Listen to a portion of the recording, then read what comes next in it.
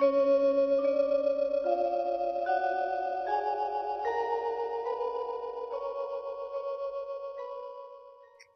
ผมสวัสดีครับFCมื้อนี้ก็มาตามพาน้องดุกดิกกับแม่เพ็ญมาตาม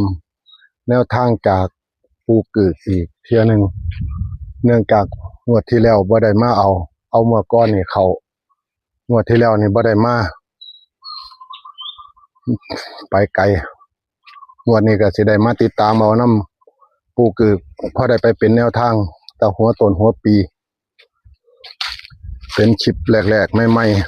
ๆพอได้ให้ FC เพิ่นได้ไปพิจารณาเป็นแนวทางจากขอโชคขอลาภน้ำปูเกิดมาบางนี้เบิ่งเขาเอาน้ำเขาหนองสระเต็มเบิดแล้วทำความสะอาดป่าเป็นที่ปล่อยทานป่านี่ครับสถานที่ปูเกิดอยู่เดี๋ยวให้แม่เพี้ยนเพิ่นแต่งของแต่งหยังนี่ครับนี่ล่ะมื้อนี้มายังกะเว้นครูเทียมายังกะแรงยามค่ำมื้อนี้มายังกะเว้นเลยมื้อนี้เอาจังซี่ล่ะเอากับปูเกิดอะยามไหนเพิ่นก็ให้ครับมาเอาน้ำลูกหลานมาขอยามไหนเพิ่นก็ให้ยามนั้นปูเกิดเพิ่นบ่เคยคิดแต่เบิ่งน้องลูกดิกเขาสิลงขอ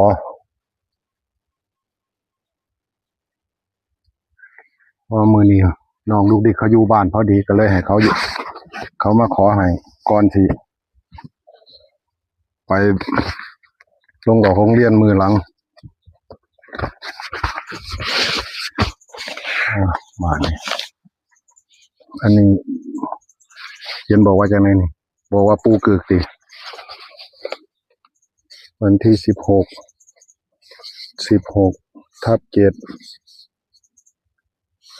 6/9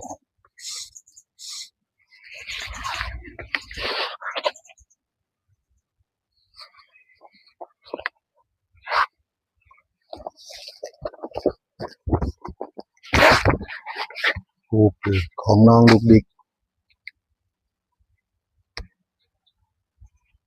เนื่องจากอยู่ใกล้ถนน FC เอ้ยรถแล่นผ่านหน้าผ่านหลังอยู่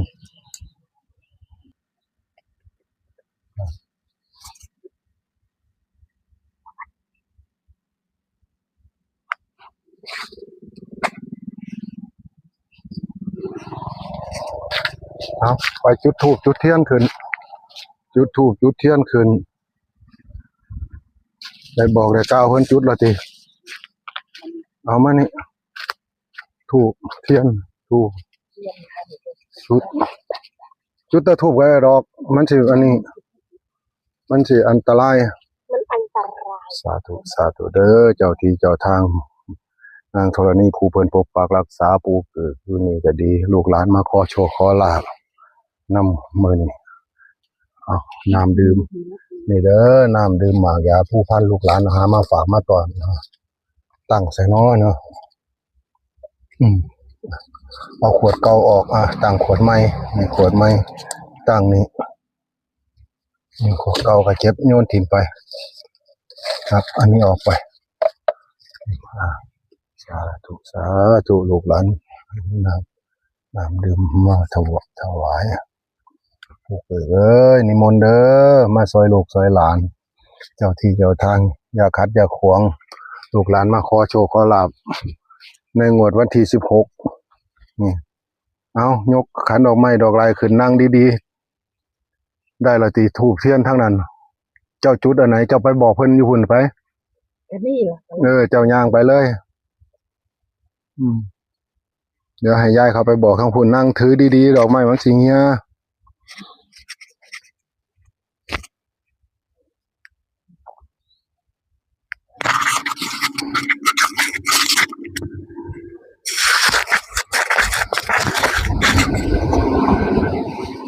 มาสาธุภริตวานาเมตังสะเมตตาปทันตาวิชิตากิตาปริตังพนันตุ สักเคกาเมจารูเปสิลิสิขารตเตจันตาริเควิมานีทิเปลาเทจักามิตรวนาคหานิเจวันตุหิเจเตโอมาจยันตุเทวชราตุลาวิสเมยคาคัมพันพนาคาอิทันตาสันติเกยังมุนิวราจนังสาทาวมิสุนันตุธรรมสวนาคารวยมทันตาธรรมสวนาคารวยมทันตาธรรมสวนาคารอยมทันตาสาธุสาธุเด้อเจ้าที่เจ้าทางผู้เพิ่นมีหูแก้วตาทิพย์ผู้เกิดก็ดีเจ้าที่ผู้วัดภูมิว่าคุณครูบาอาจารย์อยู่นี่ก็ดีมาหน่อยลูกหลานได้ย้อนยืนคู่ค่ายถวายขันธ์5ขันธ์8มีผ้าขาวว่า1ปัจจัย12บาทลูกหลานได้มาขอโชคขอลาภน้ำปูเกิดขอให้เปิดให้อันนี้ออกมาอย่าปิดอย่าบังลูกหลานสาธุสาธุเด้อบัดนี้เนาะนั่งเอาดีๆบัดนี้สวดให้เจ้าของก็ตั้งใจสวดแน่นั่นเทียนไหลลงนั่นสวดเอาดีๆด้วยสาธุ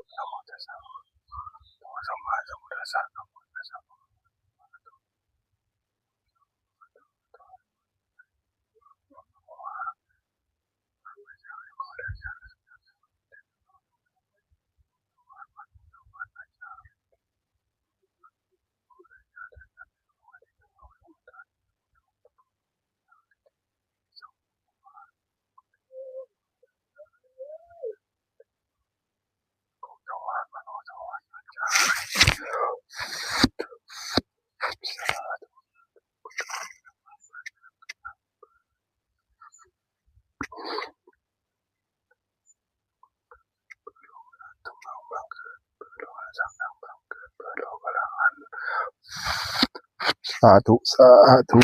อ้าวบัดนี้นั่งเอาดีๆสมาธิให้แน่นๆอย่าให้มีปัญหาเฮ็ดให้ FC เพิ่นมีโชคมีหมานนำบ่แม่นเฮ็ดเล่นต้องเฮ็ดอีหลีเฮ็ดให้ได้ขอเอาเป็นลูกเป็นหลานเพิ่นน่ะขอเอาดีๆ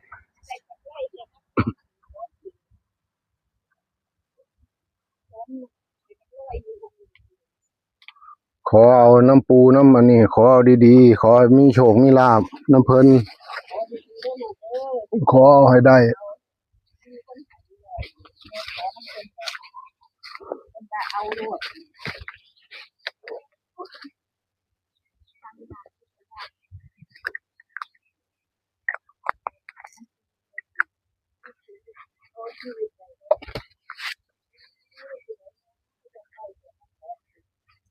เราเป็นจังคือจังเว้ามันเข้าไหม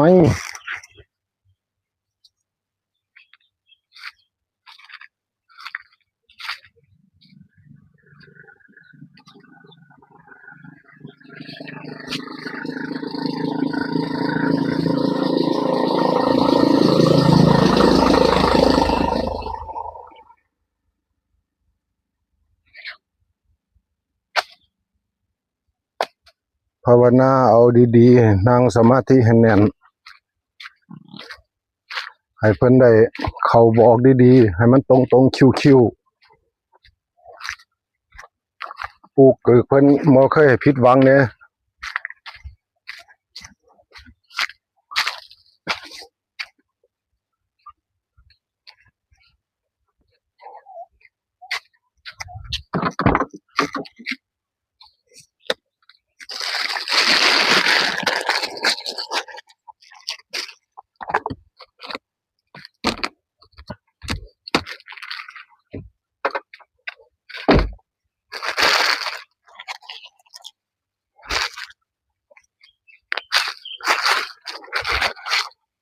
ถ้ามาฮอดมาถึงเพิ่นบ่ผิดหวังเด้ปูเกิดก็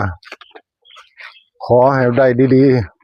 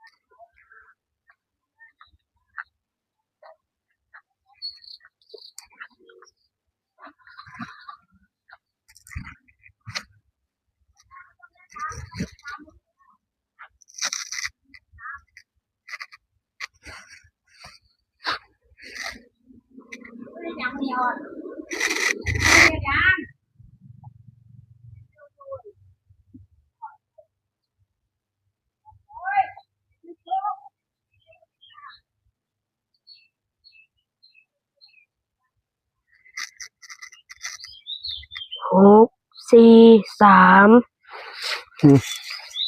มาจากไหนเนาะวัน6 4 3เนาะแม่นปูบ่ แมน 2ตัวเด้อ บ่มี 6 4 6 4 3มาเนี่ยเดี๋ยวลูกหลานสิตัดเอาดอกตัด6 4 6 4 6 3แล้วก็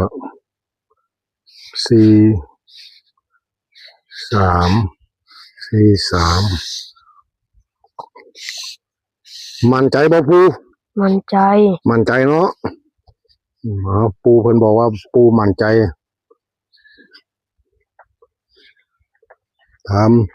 มเบิ่งดูยายเอ้ยถามปูเบิ่งดู เดมอนปู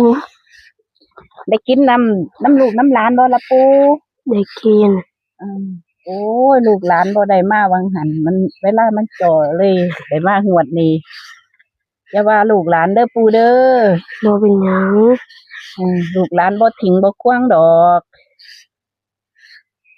ประทานให้หลานหน่อย3 ตัวตรงๆสาธุปูย่างมาแต่พุ่นติมาแต่ศาลพุ่นติไปจุดบอกเพิ่นอยู่ ถามข่าวหาปูเฒ่าแน่ หลวงพ่อใหญ่กับมาอยู่ติมา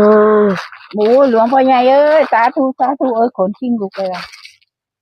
หลวงพ่อใหญ่โอ้หลวงพ่อใหญ่เอ้ย